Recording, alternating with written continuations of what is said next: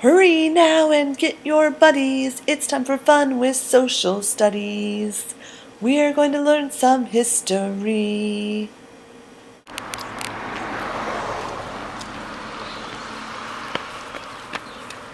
Welcome to Fun with Social Studies. In this episode, we talk about famous people of the American Revolution. This is Mr. Bread. I'm taking over this show. I'm going to talk about famous people from the Revolution. Our first famous person is George Washington. George Washington was commander of the Continental Army during the Revolution. Our next person is Lord Cornwallis, who commanded the British forces during the Revolution. Washington forced Cornwallis to surrender at Yorktown. Cornwallis was so embarrassed that he lost that he sent his assistant to surrender to George Washington. But George Washington would not accept the surrender from an assistant, so he had his assistant accept the surrender from Cornwallis' assistant. Follow that? Our next leader is Ben Franklin.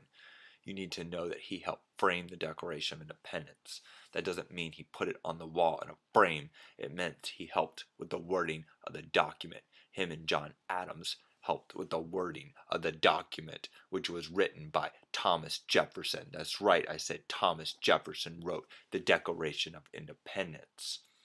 Thomas Paine, you need to know that he wrote the book Common Sense. This pamphlet helped convince colonists the Declaration of Independence was the right thing to do, though many colonists actually did not support independence from Britain. You can remember Thomas Paine wrote Common Sense because it's common sense to use toilet paper, TP, and Thomas Paine's initials are TP. Common sense to use toilet paper. Thomas Paine wrote Common Sense. Got it. Our next leader is Paul Revere. Paul Revere is famous for Paul Revere is famous for making the Boston Massacre look like a real massacre, helping with the Tea Party, and of course his Midnight Ride where he tried to warn the colonists the British were coming, though he actually said the regulars are coming, and he didn't even make it to Concord. Dr. Samuel Prescott actually made it to Concord, but Paul Revere is the one remembered for saying the British are coming. The British are coming. Our next leader is John Adams. John Adams championed the cause of independence. He championed the Declaration of Independence. That means he supported the Declaration of Independence and he pushed it to be passed at the Second Continental Congress. He is the father of the 6th President of the United States, John Quincy Adams, who liked to go skinny dipping in the Potomac River. Yuck-y. Our next leader is Phyllis Wheatley. Phyllis Wheatley was captured by slave traders in Africa, forced across the Middle Passage, and was going to be sold into slavery when she arrived in North America. But a young couple named the Wheatleys bought her, not to enslave her, but to get her out of the slave system. They taught her to read and write.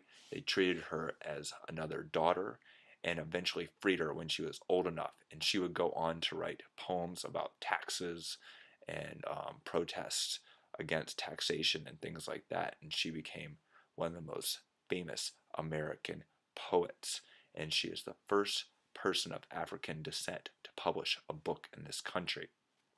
Our last leader is Benjamin Franklin. I mentioned him before. He helped frame the Declaration of Independence. I forgot to tell you, he took air baths. That means he got in the bathtub and opened the window. He said the cool air was good for your skin. I suggest wiping bread on your face to help exfoliate your skin. I can't remember if I skipped anyone. Spot, what are you doing? I have to go. I'm tired of being on this stupid show. Mr. Shed is weird.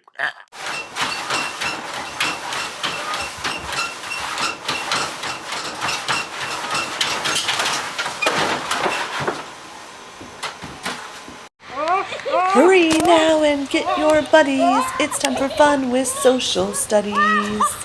We're going to learn some history.